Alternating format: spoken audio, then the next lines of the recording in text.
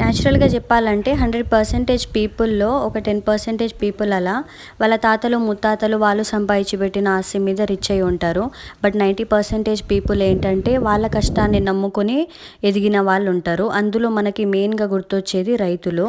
Same మా నాన్న కూడా తన చిన్నప్పటి నుంచి ఇప్పటి వరకు వ్యవసాయాన్ని నమ్ముకొనున్నాడు. తను పడే కష్టం ఏంటో అస్సలు మాకు తెలియకుండా పెంచిండు మమ్మల్ని. బట్ మా అత్త వాళ్ళ ఇంట్లో ఏంటంటే అసలు వ్యవసాయమే చేయరు. చేస్తారు బట్ రెయినీ సీజన్ ఉన్నప్పుడు జస్ట్ వరి పంట వేసుకుంటారు. ఇప్పుడు రెయినీ సీజన్ కదా అందుకని చెప్పి మొలకలని నానబెట్టామన్నమాట, వరి మొలకలని.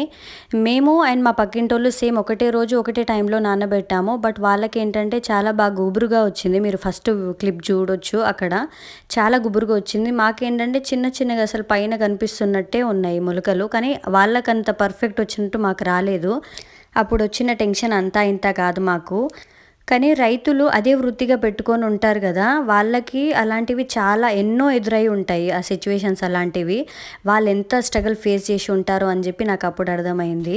ఎప్పుడైనా సరే ఆ సిచ్యువేషన్ మనం చూస్తున్నప్పుడు మనకు అర్థం కాదు, అది మనం ఫేస్ చేసినప్పుడే దాని వాల్యూ అనేది మనకు తెలుస్తుంది.